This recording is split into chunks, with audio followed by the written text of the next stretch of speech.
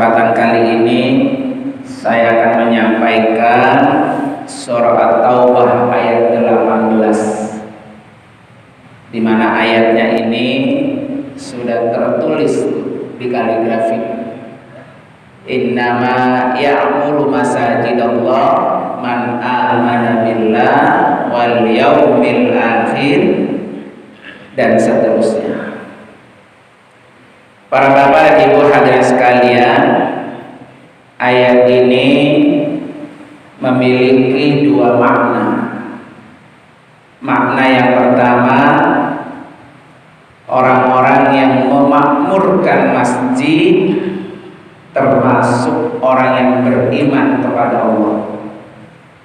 Memakmurkan ini yang pertama adalah mengisi masjid itu, baik dengan sholat berjamaah ataupun dengan majelis-majelis taklim, maka termasuk orang-orang yang beriman. Dan pada pagi hari ini yang kumpul di sini ini termasuk orang yang punya keimanan yang lebih tinggi dibanding yang pada hari ini atau jarang masuk ke masjid. Karena Allah sudah sebutkan itu, ya, innama ya'muru masajidallah man amana, menandakan sebuah keimanan.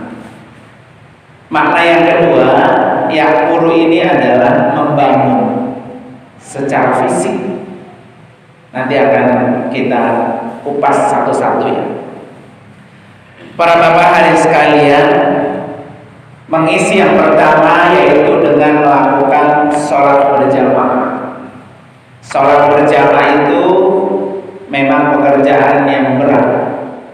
Kalau bukan rasa cinta kita kepada perintah Allah dan Rasulnya, kaki rasanya berat.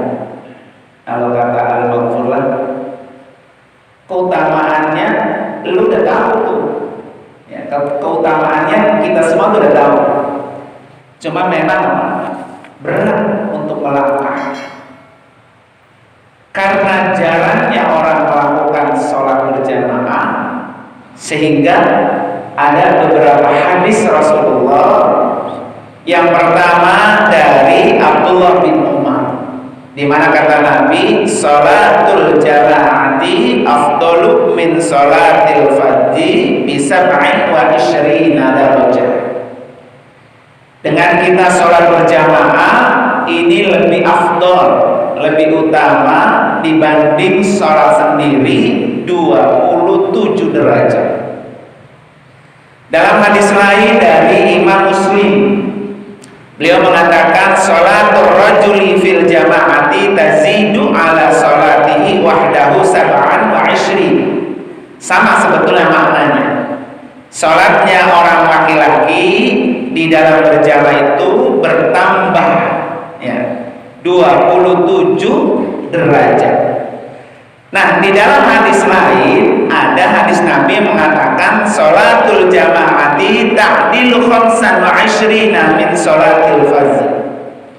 Jadi sholat berjamaah itu pahalanya setara ya, sebanding katanya dengan 25 derajat. Nah, Bapak Ibu, di sini ada perbedaan. Yang pertama, bahwa sholat berjamaah pahalanya lebih utama 27 derajat. Hadis yang kedua 25 derajat.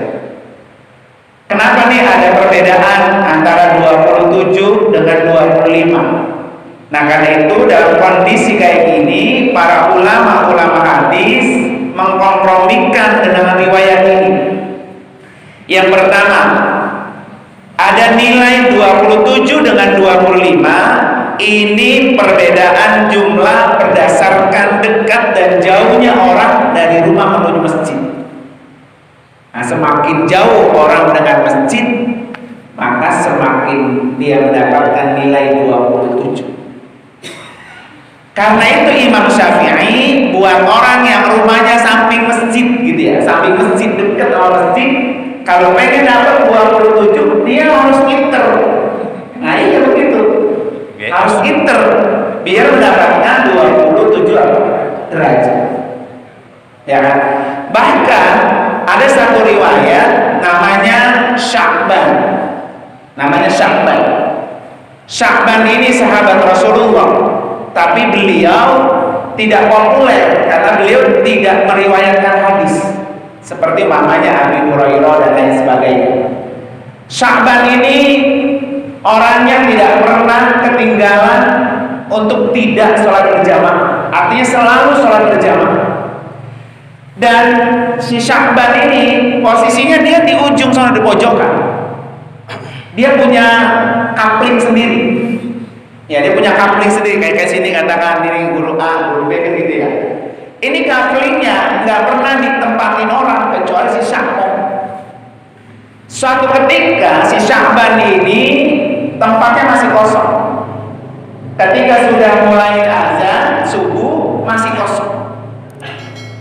Terus kemudian Rasulullah sampai menunda komatnya itu, nunggu Sya'ban belum juga nyampe. Iya. Akhirnya karena sudah keburu mau siang ya, Nabi nyuruh, ya udah komat, sholatlah komat. Selesai sholat, Rasulullah langsung menoleh ke jamaah. Kata Rasulullah, wahai jamaah, siapa di antara kalian yang tahu bagaimana kabarnya Sya'ban sehingga Sya'ban tidak hadir untuk sholat berjamaah? Nggak ada satupun sahabat lalu itu yang nyambung. Akhirnya Rasulullah nanya, siapa di antara kalian yang tahu rumah Sya'ban? Di mana rumahnya dia? Akhirnya ada satu sahabat, ya Rasulullah, saya tahu rumah Sya'ban. Kata Nabi, anterin saya ke rumahnya. Dari habis subuh tuh Nabi berangkat jalan kaki menuju ke rumah Sya'ban. Sampai di rumah Sya'ban sekitar waktu duha, jam 8 dan 9. Kita bisa bayangkan berapa jauh tuh jalan kaki kalau sekitar 2 jam. Mungkin Bapak dari sini ke Sumarekon. Iya, kalau 2 jam kan jalan kaki. Ketika Nabi sampai di rumah Sya'ban, kemudian diketuk pintunya, keluarlah istrinya. Kata istrinya, menjawab pertanyaan Nabi, kemana Sya'ban hari ini tidak sholat berjamaah? Kata istrinya, ya Rasulullah, yang menyebabkan Sya'ban tidak sholat berjamaah karena semalam Sya'ban sudah dijemput oleh malaikat Israil. Hanya kematian yang menyebabkan orang itu tidak sholat berjamaah. Kata istrinya, ya Rasulullah, ada beberapa hal yang perlu saya tanyakan. Ketika Sya'ban mengalami sakaratul maut, beliau mengeluarkan kata-kata yang harus saya tanyakan kepada Rasulullah. Yang pertama, ketika Sya'ban mengalami sakaratul maut, Sya'ban ini, kenapa ya Allah tidak dikasih yang lebih jauh? Kenapa ya Allah saya tidak dikasih lebih jauh? Itu pertanyaannya Sya'ban ya, pertanyaan istrinya kepada Rasulullah. Kata Nabi bahwa Sya'ban ketika sakaratul maut itu sudah digambarkan oleh Allah betapa dahsyatnya perjalanan pahala yang diberikan oleh orang yang dari rumah menuju Baitullah, ini menuju rumah Allah. Jadi digambarin itu Pak, begitu nikmatnya. Sehingga Sya'ban itu menyesal. Ya Allah, kenapa saya tidak dikasih lebih jauh rumah saya dengan masjid? Karena setiap langkah yang kita jalani menuju masjid itu sudah dihitung sebagai nilai pahala dan sudah dicatat oleh Allah sebagai apa? Buah yang nanti akan Allah paparkan, gitu, akan Allah berikan kepada orang-orang yang sedang sakaratul maut. Jadi kalau di sini bapak-bapak yang rumahnya paling jauh siapa? Dialah yang paling banyak mendapatkan nilai pahala. Begitu ya. Kemudian yang kedua, kata istrinya Sya'ban, ya Rasulullah, Sya'ban itu juga sempat berkeluar kata-kata, kenapa tidak saya kasih yang lebih bagus? Kalau saya kasih yang lebih bagus akan mendapatkan pahala yang jauh lebih besar. Kata Rasulullah, Sya'ban ini kalau keluar dari rumahnya, terutama di musim dingin, di saking beratnya Pak ya, orang sholat berjamaah subuh terutama, itu kan dia harus menggunakan jaket. Kalau musim dingin itu, mungkin kalau bapak-bapak pernah mengalami dingin itu, di Madinah namanya kan dingin banget. Dan itu benar-benar dingin banget. Nah, ketika Sya'ban berjalan dari rumah menuju masjid, karena jauh rumahnya kan, di tengah jalan Sya'ban bertemu aki-aki yang sama menuju masjid, tapi dalam kondisi kedinginan. Biasanya kita kalau pakai jaket yang jelek di luar, jaket yang bagus di dalam, supaya yang bagus ini tidak terkena api. Akhirnya sahabat itu membuka jaketnya yang jelek, diberikan ke orang itu dalam kondisi kedinginan. Dan itu sudah Allah gambarkan ketika Sya'ban sedang sakaratul maut. Dan Sya'ban menyesal, kenapa ya Allah dulu tidak saya kasih jaket saya lebih bagus buat dia? Pasti pahalanya jauh lebih besar yang diberikan Allah kepada orang yang peduli pada saat itu. Nah, kemudian pertanyaan yang ketiga kata si Sya'ban, dia sempat berkata-kata seperti ini, ya Rasulullah, kenapa tidak saya kasih semuanya? Ya Allah, kenapa tidak saya kasih semuanya? Suatu saat Sya'ban sedang ngopi, ngeteh gitu ya, segelas susu sama sepotong roti. Kemudian ada orang datang, dia belum makan tuh makanannya, ada orang datang. Untuk apa? Untuk minta. Akhirnya Sya'ban kasih setengah gelas susu buat yang minta, sepotong roti buat yang minta. Nah, ketika Sya'ban sakaratul maut, itu digambarkan setengahnya aja dia kasih, pahalanya itu luar biasa. Apalagi kalau semuanya. Kenapa ya Allah waktu itu saya tidak kasih semuanya? Nah, di kondisi kayak gitu, di masjid ini ada semua, ya kan? Termasuk ngasih makanan dia kalau salamun ya. Ada. Ya, ngasih makanan untuk makan itu bukan hanya buat kita, tapi buat orang-orang yang datang ke dalam masjid ini, itu pahalanya akan luar biasa seperti yang didapatkan oleh Sya'ban. Itu yang pertama kelebihannya. Jadi semakin jauh kita datang ke masjid, maka semakin apa? Mendapatkan 27 derajat itu. Ya, berarti yang paling jauh saya sekarang. Nah, yang kedua, para bapak sekalian, dulu di zaman Nabi, di samping Masjid Nabawi itu ada tanah kosong. Kemudian ada sahabat yang rumahnya jauh. Ketika itu dia ngadep Nabi, ya Rasulullah, boleh nggak saya minta izin? Tanah yang dekat masjid ini 1 meter, tanah yang di rumah saya itu 3 meter. Tukar guling begitu. Kata Nabi, buat apa? Biar saya lebih dekat untuk bisa sholat, karena rumah saya dekat dengan masjid. Kata Nabi, nggak ada yang menjamin orang yang rumahnya dekat dengan masjid dia rajin ke masjid. Nggak ada jaminan itu, ya kan? Buktinya paling dekat-dekat masjid ini, mereka semuanya sholat, masjid ini penuh. Bayangin, ini kan yang dekat paling berapa orang, yang rata-rata jauh. Jadi jangan kamu kira, kata Nabi, orang yang rumahnya jauh dengan masjid itu pahalanya sedikit. Justru yang rumahnya jauh itulah yang paling banyak. Makanya kenapa Pak? Orang ketika pergi haji, pergi umroh, dosanya mesti dihapus. Karena dia perjalanannya itu jauh, jalannya jauh. Jadi kalau dosa kita pengen dihapus, tadi tuh langkah dari rumah ke masjid itu semua menghapus dosa. Nah, ini harus sebuah keberuntungan buat kita ya. Yang kedua nih, berkaitan dengan ada 25, ada 27 tadi. Perbedaan antara seseorang yang menjadi keseluruhan sholat yang hanya mendapatkan baginya, ya kan? Jadi ada perbedaan orang mendapatkan tadi 27 dengan 25.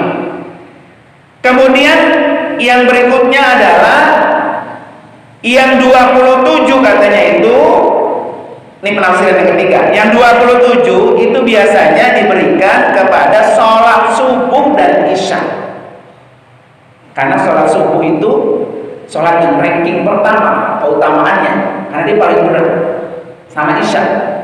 Karena biasanya isya orang udah kelelahan, ya. Maka orang yang bisa berjamaah sholat subuh, orang yang bisa sholat berjamaah sholat isya, maka dia berhak mendapatkan 27 derajat. Sementara sholat yang sirri, ya kan, Zuhur sama asar, nah maka dia mendapatkan 25 derajat, ya kan? Itu yang pertama berkaitan dengan salat berjamaah. Yang kedua pembahasannya adalah berkaitan dengan keutamaan salat qobliyah subuh. Kalau kita bisa berjamaah salat subuh, maka sudah dipastikan orang ini bisa melakukan salat qobliyah subuh, ya kan? Dan qobliyah subuh ini adalah pekerjaan yang jangan juga ditinggalkan. Nabi itu dia tidak pernah meninggalkan sholat qobliyahnya atau sholat sebelum subuh. Apa keutamaannya? Di mana kata Rasulullah dalam satu hadisnya, orang yang melakukan sholat sholat 2 rakaat qobliyah subuh, rakaatal fajri khairun minad dunya wa ma fiha, yaitu dia akan mendapatkan lebih baik dunia dan isinya. Jadi kalau kita ingin meraih dunia ini ada di genggaman kita, maka kuncinya adalah jangan meninggalkan sholat qobliyah subuh. Dan ketika kita melakukan berjamaah ini, maka hal itu sudah kita dapatkan. Dan sholat subuh ini adalah pintu gerbang pertama kita beraktivitas. Makanya di dalam 24 jam Allah itu bersumpah dengan waktu. Sumpah pertama pas banget, wal fajri wa layalin ashr. Allah bersumpah di waktu fajar, di waktu subuh. Kenapa Allah bersumpah? Karena betapa pentingnya subuh. Ketika kita subuh bisa berjamaah, maka disitulah kita membuka kehidupan kita dengan yang lebih baik. Naik sedikit, Allah bersumpah dengan waktu duha. Wadduha wal laili idza saja. Naik lagi sedikit, Allah bersumpah dengan waktu asar. Wal asri innal insana lafi khusrin. Di waktu asar ini adalah waktu di mana orang sudah usia senja, sudah tua. Di waktu asar biasanya orang sudah pulang dari aktivitas. Di waktu asar biasanya pedagang itu sudah menghitung untung dan rugi, ya kan? Kira-kira hari ini saya untung apa rugi? Kebanyakan itu manusia, kata Allah, innal insana lafi khusrin. Kebanyakan orang itu di waktu senjanya selalu dalam keadaan rugi. Kenapa? Karena tidak pernah sholat subuh berjamaah, tidak pernah melakukan duha, gitu kan? Tidak pernah bekerja maksimal, tidak pernah punya karya, sehingga akhirnya di waktu sore dia dalam keadaan apa? Rugi. Makanya Allah sudah tegaskan itu. Dan yang keempat, Allah bersumpah di waktu malam, wal laili idza yaghsha. Malam biasanya waktunya orang memejamkan mata. Suatu saat nanti kita akan mati, memejamkan mata kita selamanya. Nah, di waktu malam lah orang ditentukan bahagia atau sengsara. Di waktu malam lah orang ditentukan tidurnya nyenyak atau gelisah, tergantung aktivitas hari. Ya kan? Kalau dia gelisah, berarti dia siangnya kebanyakan tidur, kan gitu kan? Tapi kalau dia seharian capek, maka malamnya dia itu tidur akan nyenyak. Begitu juga orang digambarkan ketika dia banyak beraktivitas amal ibadahnya, maka di waktu mati dia mati dalam keadaan dia bahagia. Kemudian yang berikutnya, yang pembahasan yang ketiga berkaitan dengan kalau Bapak pengen mendapatkan pahala haji dan umroh. Ini hanya didapat buat orang-orang yang sholat subuh berjamaah dilanjutkan dengan apa? Zikir, wirid yang berkepanjangan. Namanya ada sholat sunat syuruk. Ya, sholat sunat syuruk. Sholat sunat syuruk itu adalah ketika matahari terbit sekitar 15 menit. Nah, kalau di sini biasanya terutama di ituan, ya.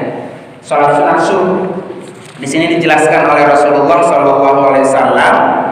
Man shallal ghadata fi jama'atin summa qa'ada yadhkurullah hatta tatlu asy-syamsu summa shalla rak'ataini kanat lahu ka ajri hajjatin wa umratin tamatin tamat gitu Rasulullah bilangnya. Barang siapa yang melaksanakan sholat subuh berjamaah lalu dia duduk sambil berdiri, sambil berzikir maksud saya, duduk sambil berzikir kepada Allah hingga matahari terbit, kemudian dia melaksanakan sholat sunnah 2 rakaat, maka ia seperti mendapatkan pahala haji, pahala umroh secara sempurna. Dan kesempurnaan itu Allah sebutkan sampai 3 kali. Tamatan. Ya nggak boleh ngobrol gitu maksudnya, ya. Jadi kalau kita pergi haji susah ya, atau lama nungguin, pergi umroh juga apa, duitnya belum ketemu gitu ya. Maka untuk meraih pahala haji dan umroh hanya buat orang-orang yang sholat subuh berjamaah. Tidak bisa dia sholatnya di rumah. Orang yang sholat subuh berjamaah, setelah selesai sholat dia zikir. Zikirnya apa aja? Dia mau tasbih kan, dia mau istighfar kan, dia mau baca Quran kan. Yang penting jangan apa? Ngobrol. HP. Sama HP juga ngobrol juga itu kan. Cuma ngobrol dia berbunyi kan ya. Maka hindari itu, maka orang itu akan mendapatkan pahala haji dan umroh. Nah ini kelebihan ketika orang-orang yang bisa melakukan sholat subuh berjamaah. Nah kemudian yang berikutnya makna ya'muru masajid Allah, yaitu memakmurkan masjid. Tadi yang pertama adalah mengisi dengan berjamaah, dan yang kedua adalah membangun masjid, ya kan? Masjid ini adalah salah satu simbol kebesaran agama Islam. Jadi kampung ini mah bisa dicek Islamnya, muslimnya banyak apa enggak, tergantung seberapa banyak masjid yang tumbuh di kampung itu, ya kan? Makanya dulu zamannya Kiai Nur Ali itu disuruh bangun menara, ya Pak ya. Kenapa harus menara? Karena dari jauh itu orang udah tahu, oh itu ada masjid. Nah, ikonnya gitu kan. Makanya Mesir itu dijuluki sebagai negara 1000 menara. Hampir semua masjid ada menaranya. Nah, mungkin orang sekarang dibilang sia-sia gitu ya. Justru menara itu Pak, ketika ada orang dari luar daerah pengen sholat, kita cuma tahu dari kejauhan, oh ada masjid sebelah sana. Maka masjid itu menjadi simbol adanya orang muslim. Nah kalau kita datang ke satu daerah, masjidnya langka atau bahkan nggak ada, pertanda muslimnya itu minoritas atau nggak ada. Sama Bapak kayak datang ke Bali, nyari masjid susah, ya kan? Sama Bapak datang ke Bangkok, saya ke Bangkok itu nyari masjid susah. Sama kayak Bapak datang ke Hong Kong susah nyari masjid karena menandakan minoritasnya orang Islam. Nah, buat kita di negara kita yang memang menjadi mayoritas, maka masjid ini menjadi simbol. Orang-orang yang bisa mensyiarkan simbol ini, itulah yang akan Allah berikan kapling di dalam surga. Termasuk di dalamnya yang bisa membangun. Di mana kata Rasulullah dalam sebuah hadisnya dinyatakan, man bana masjidan lahu baitan fil jannah. Siapa orang yang bisa mampu membangun masjid, baginya sudah bisa membuat kafling di surga, ya kan? Baik dia kontribusinya sedikit ataupun besar. Tinggal kita nih pulang kampung. Kira-kira kita udah punya rumah apa belum? Ya Pak ya. Kalau kita nanti pengen pulang kampung punya rumah, maka makmurkan masjid dengan kita bisa membangun. Apa aja yang kita mau? Umpamanya kalau nggak mampu temboknya, berarti apa? Kusennya. Kalau nggak mampu kusennya, berarti kipas anginnya, gitu Pak ya. Atau yang lainnya yang ada di dalam masjid ini. Ya kan? Karena sekarang nih Pak, yang namanya wakaf itu tidak mesti harus bentuk tanah. Mungkin orang dulu pemahaman wakaf itu tanah. Sekarang itu pemahaman wakaf lebih luas. Quran itu wakaf, ya kan? Bapak mungkin tidak bisa baca Quran, tapi pengen dapat pahala baca Quran. Beli Quran taruh di sini. Nanti Quran di sini dibaca oleh orang-orang yang datang, maka dia sudah mendapatkan pahala baca Al-Quran. Jangan dibalik. Quran di masjid ya Pak. dibawa pulang, begitu kan? Atau umpamanya wakaf kursi, ya kan ada jamaah kita yang memang sholatnya tidak mampu berdiri lama, beli kursi, taruh kursi di masjid, nanti kursi itu dipakai buat orang sholat, maka yang mewakafkan kursi sudah mendapatkan pahala sholat seperti orang sholat. Makanya Masjidil Haram kursi itu luar biasa banyak, ya Pak ya. Jangan dibalik lagi, kursi yang di masjid ya Pak, bawa pulang gitu ya.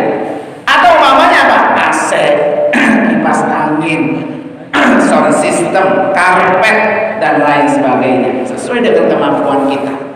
Kalau semua bentuk materi kita nggak bisa, maka kita mewakafkan diri untuk apa? Untuk membersihkan masjid ini. Salah satunya bisa seperti itu.